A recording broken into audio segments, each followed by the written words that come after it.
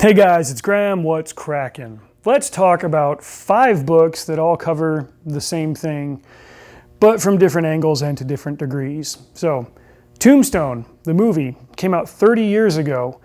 Kurt Russell played Wyatt Earp, Sam Elliott played Virgil Earp, Bill Paxton played Morgan Earp. I think Billy Bob Thornton was in there as Johnny Tyler. He had a brief bit. Michael Biehn was Johnny Ringo. And of course, Doc Holliday was played by Val Kilmer in a role that I think people universally agree should have gotten him an Oscar, but somehow didn't.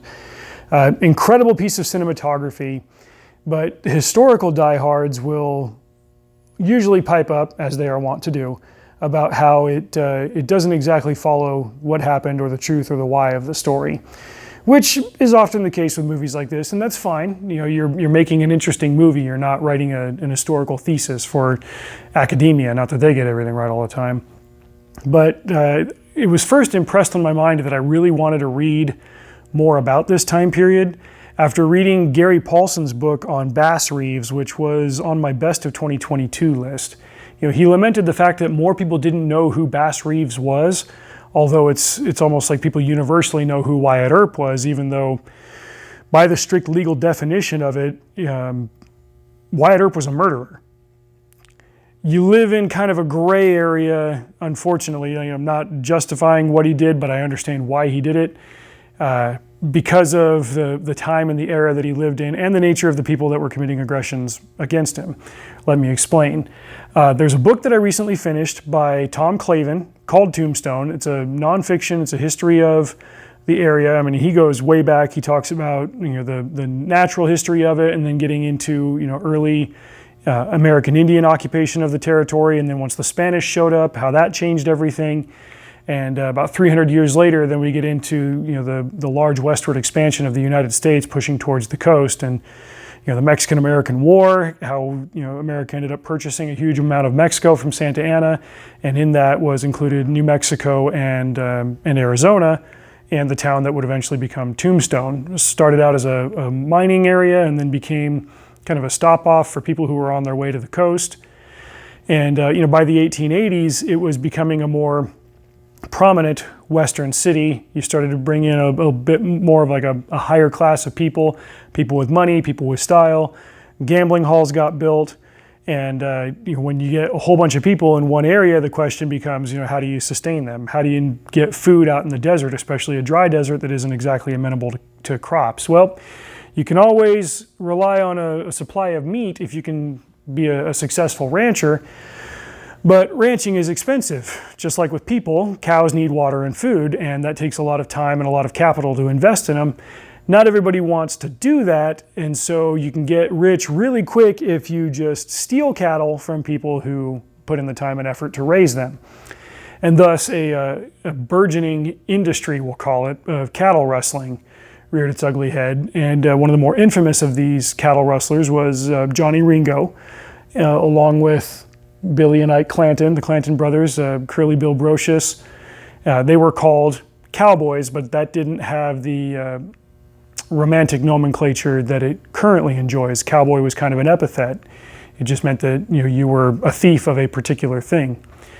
And so Clavin then gets into describing who the Earp brothers were, where they came from, what their family was like, what brought them to Tombstone. They were pretty much always on the hunt for legacy income, and they came through for mining and then for other ventures, and then eventually ended up crossing paths with the cowboys. The movie Tombstone more or less covers that, but it does that according to the dictates of a film script. It follows those beats a little bit more closely than it does the actual beats of the history and the facts of it, which again is fine. You're making for a great movie. You're not making for an historical lecture. But some things happen out of order. Some things are presented in a way that didn't actually happen. Johnny Tyler was scared of Doc Holliday, but it didn't pan out exactly the way it did in the movie, although that is a great scene. Oh, I'm sorry, Johnny. I forgot that you were there. You may go now. I love that line. Just hardcore. Anyway, I recommend this book to get the real history of what happened. The Clanton brothers and the other cowboys, they did turn this kind of Cold War hot. You had the Earps who you had the Earps who took on contracts from the government to become marshals to round up bad guys. That ended up pissing off the cowboys. Tensions rose, bullets flew. One guy killed a guy, another guy killed a guy. It becomes a back and forth thing, as is often the case. It mirrors in a lot of ways what happened between the Pilgrims and the Wampanoags, which is a theme that I like to study, and I'll get more into that one in November when I read some more books on King Philip's War. But the main event was the culmination of 1,000 little things that had stacked up in a very short time, and then all of a sudden these men were in open warfare. The Earp vendetta ride, it was, by the legal definition, murder, but they were kind of under rules of war, because if the Earps didn't clear out and get rid of the cowboys, they were going to be murdered. Virgil had been gunned down in the street with 2 shotgun blasts. He managed to survive it, but Morgan was killed. It was bad. They were in a state of warfare. So yeah, while Earp did get a posse together and they went and chased down a bunch of these cowboys and killed them and didn't bring them into justice, just straight up executed them. That's the facts of the case. Nevertheless, it's been kind of romanticized by friendly biographers, by Hollywood and all that. So the facts of it are a little bit less heroic, we'll say, than popular portrayals of it are, but it's still a story that's worth studying to get an accurate picture of what the time was like. Now, I said that Bass Reeves and the Gary Paulson book about him were what initially made me want to study the facts of Tombstone. But before I saw that movie, my principal interest in Wyatt Earp and Doc Holliday came from this series of books by Mike Resnick, his Weird West tales. There's 4 of them.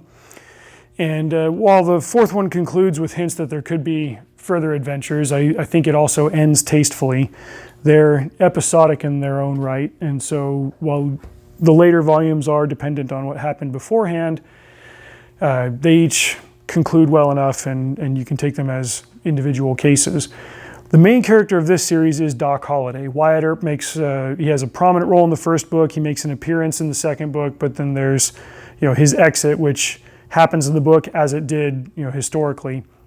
These books have thick appendices at the end. I want to say like each one has 4 or 5 appendices that explain, the real historical happenings versus, the things that Resnick embellished for the sake of the tale. And he's also got big, thick bibliographies that he studied to show you like what he drew on to create these. Now, all of these are historical fiction. They happen against a backdrop of what mostly happened in our world, but he adds magic. There's steampunk technology amongst the white Americans, and then there's, Indian magic, Apache magic amongst the Native Americans. The main Native American figure is Gothlaye, known popularly to history as Geronimo.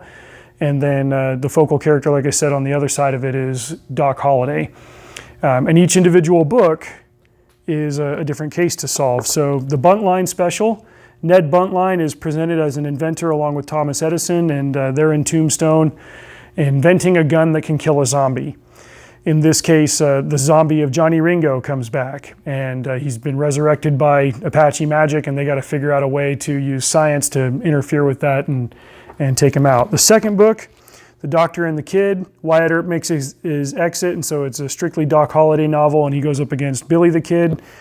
Resnick plays with the history really well, and they're both kind of cursed, we'll say, to not be able to die with this Indian magic stuff that they've got on him, so he's got to find another way to get rid of Billy the Kid. The motivation for Doc to take on the contract to hunt down Billy the Kid is because he's got like 20 grand or something saved up for his eventual internment in a rest home, because he does have the tuberculosis. And he gets drunk one night and gambles it all away, and he's got to go get as much money back as he can because he knows he's going to die in a couple of years, and he needs to have money to set himself up, in a nursing home so he can be taken care of. So he takes on this contract to hunt down Billy the Kid. Third one, Doctor and the Rough Rider. That's Doc Holliday teaming up with Teddy Roosevelt to fight up against this Indian demon thing called War Bonnet. I had already read David McCullough's Mornings on Horseback, which was a biography of Teddy Roosevelt up until the time he was like 27 years old, before he got into politics. And you can tell that Resnick did his homework. He portrayed Teddy accurately and worked him into the story for a reason. He is a fascinating figure to read about and to study his life. The final book, I've covered this one before, The Doctor and the Dinosaurs, on my video from 2021 about the bone wars between Cope and Marsh, because Cope and Marsh are characters in this book. And if I hadn't known a little bit about them, I wouldn't have maybe been as interested in their story. But now you've got Apache medicine men resurrecting dinosaurs to try to repel the westward expansion of the United States across the Missouri and across the Mississippi and into the Western territories. So again, it's set against the backdrop of actual events, but then he plays with history and he really brings the characters to life to make it a fascinating read. I gave most of these 4, and in fact, I think the last 2 got 5 stars. The humor and the dialogue on these are top-notch. They're almost master classes on how to write these things. I ended up being able to friend Mike Resnick on Facebook. He's one of those big authors that had like 5,000 friends. And his occasional postings about writing, about history, about whatever. I mean, he had a career that spanned 40, 50 years. He was a very successful guy and he was writing for most of his life. I just found him an extremely interesting guy to be able to hear from. And he was always very complimentary of Teddy Roosevelt. He thought that he would be one of the most interesting people to meet in real life and just have a conversation with. And out of the few things that I've read by Teddy and about Teddy, I was like, well, he's not wrong. He is one of the most fascinating figures in American history, especially among those to ever hold the office of president. And here he is giving him a steampunk gun and sending him into the desert against an Indian demon thing. Like, that was just where his imagination went, and he had the skill to handle it so well as a writer. He died a couple of years ago. I believe he was in his late 70s, early 80s. It's not like I was close with him or anything. An associate of mine, Brad Torgerson, who's also a writer, he met Mike Resnick a couple of times in person, and Mike kind of took him under his wing as a student writer, we'll say. Gave him a bunch of advice. Brad frequently refers to Resnick as his writing dad. And I just think that's cool. There are these guys that are kind of the old soldiers of the genre and of the industry that are, taking promising people under their wing to teach them what they learned, to kind of give them a boost and help them get ahead and improve their own craft. And, not just for the sake of selling books, but, keeping these traditions of fantastic and explosive storytelling alive. I've read a couple of other books by Resnick. There's one kind of urban fantasy series that I read the first one and I liked it. I want to get into the other ones. There was another one that he wrote called Dragon America that I thought was just it was fine. It was interesting, but it didn't really knock my socks off. So I wouldn't say that everything he ever wrote is for me, but this is one that there's a reason I bought them all in paperback, because they're not in hardcover, but I bought them all and I'm going to read them a lot in my lifetime, especially because if I want to get better at writing dialogue and humor, this is the kind of stuff that you would read. When I finally did see Tombstone and saw Val Kilmer's portrayal of Doc Holliday, I was like, I wonder if that's just exactly what he was like, and there are enough, existing accounts of him that Resnick was able to draw on to get that right, because the way Kilmer played him was pretty much exactly the way that Resnick wrote him, and the dialogue, the jokes, the banter, the quips, all of it is there, and it's exceptionally done well, and I highly recommend that series.